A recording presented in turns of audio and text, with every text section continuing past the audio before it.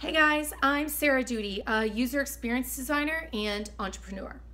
These episodes are filled with honest answers and insights to your questions about user experience, design, and technology.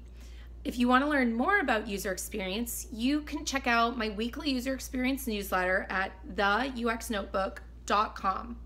In the meantime, here's another question from a reader. So Andre from Mexico has asked, what does working remotely actually look like for you? What do you do on a day-to-day basis? So good question. What do I do? In addition to speaking and writing and teaching and the newsletter and things like that, I'm out there doing UX projects like many of you. So I would say that 50% of the projects that I'm working on are smaller companies and startups who maybe are trying to get to that first version of their product or their MVP. And probably the other 50% of companies are already launched and have information, analytics, users, etc., that they now can reach out to and make new decisions for features and changes based off research and analytics to make their product a lot better, hopefully. So what do I do on a day-to-day basis? Gosh, I guess let's start with a typical UX project. So for me, I'm spending time writing proposals, going back and forth with new clients. I'm arranging kickoff meetings to meet with new clients, learn about their business, learn about the people I'm going to be working with. Sometimes I'm doing research. Sometimes that research is in person, or sometimes that research is requiring travel. Last summer I was in Stockholm doing research for about a week. It was really exciting to do research in another country. I'd never done that before. Then, of course, after the research, there's that whole process of synthesizing the research, coming up with findings, and figuring out how the heck you're going to present those findings back to the client in a way that's both thoughtful and understandable, but also actionable for their team. So I guess when it comes to working on kind of designs, I guess, I am working with clients to, I guess, first understand what problem we're trying to solve. So yes, research is a part of that, but also that involves doing some really important thinking and working sessions with a client. So what do I mean by that? Let's say a client was wanting to do something in fitness. Of course, we do some research with people interested in fitness, but I'd also want to kind of storyboard out the vision for the product with the client. And I love this act of storyboarding collaboratively with the client because it really helps you get into their head and understand what they're thinking and see the whole picture. Because a lot of times when I'm working with clients, I realize that they get stuck in the weeds very, very fast, and it's hard to pull them out because they have been thinking about this product for a really long time.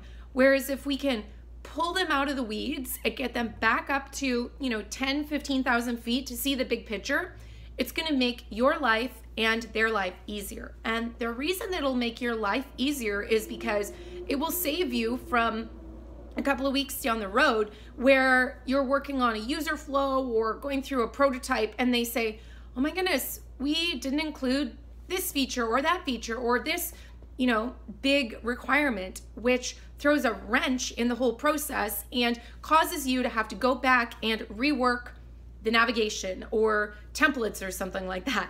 So this collaborative brainstorming, storyboarding session with the client is something I honestly don't do enough. I wish I did it more, but when I do it and when their budgets and timelines allow for it, it proves to speed up the whole product development cycle so much because we get everything that's in their head down on one storyboard so that we can all get on the same page before we start building. Instead of a client handing you a giant PDF of requirements, which let's face it, not everyone on your team is going to read that. Whereas if you can all get in a room and talk through the story and get that all down, that's a lot more digestible than a requirements document. And stories are a lot more memorable. In fact, there's a part of your brain that lights up when you start to hear stories. And that's why you remember stories. It's also the reason why it's harder to remember facts and things, because when your brain hears facts, it's just not that memorable. So your brain doesn't light up. That part of your brain that's responsible for memory doesn't light up when facts and numbers are kind of getting spewed at you. So I know that was a little bit of a tangent on storytelling and storyboarding, but it's such a huge part of what I do with my clients. Also, I mean, the rest of it is not that interesting. It's just like making wireframes, doing user flows, having meetings, going back and forth, gathering requirements, all that stuff.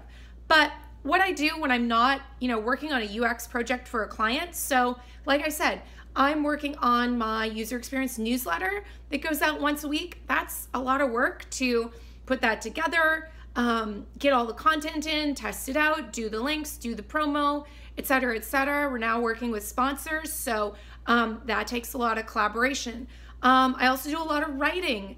I'm a huge believer in writing because I think it helps you become a better designer, forces you to think through why you do the things you do, and it also helps you become a better communicator so that then you can communicate more effectively with your clients.